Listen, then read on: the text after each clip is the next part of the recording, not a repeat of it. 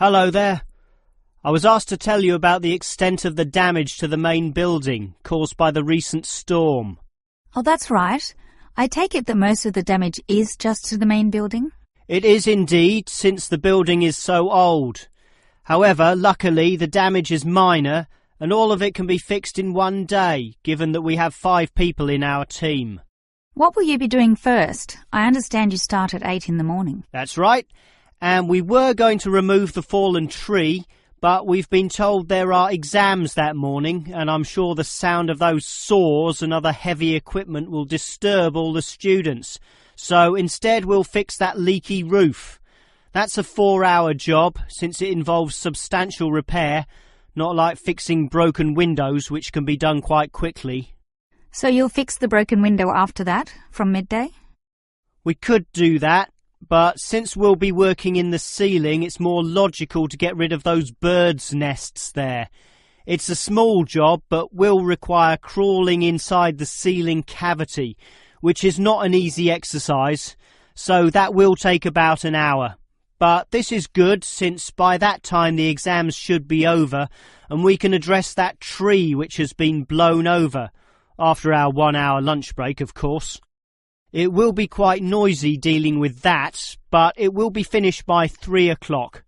Some of our staff will then leave to fix things on another site. An office nearby needs a new window. But 2 of us, including myself, will remain here to paint over that discoloured patch of wall in your office. Oh, good. It looks so horrible at the moment. Well, we'll certainly make it look good once again.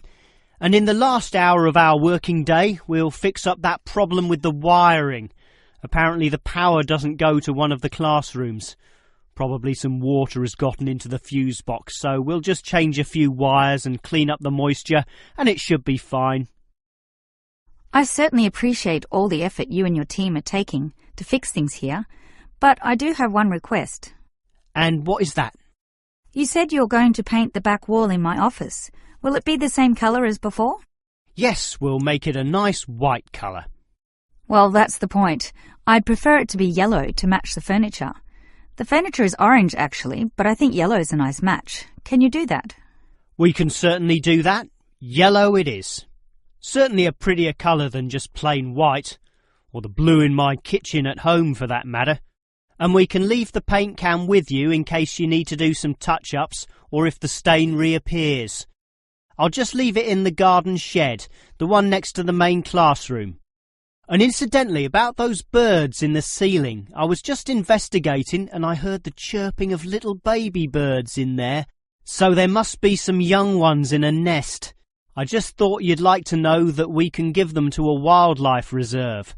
There's one in the next suburb, so that should not be too much trouble. Or you could give them to one of our teachers. I have a colleague who can raise them. I would say the wildlife reserve is a better option, since the people there are used to dealing with animals. And as for that fallen tree, we'll cut it up into small pieces, and that can be firewood in my house, so that won't be wasted either, although the smoke will cause some pollution. But I have a special licence for my fireplace, so no one can object to that. I've noticed also that the university has a garden bin for the smaller items, leaves and sticks and bark and so on, so we can dispose of material in that also.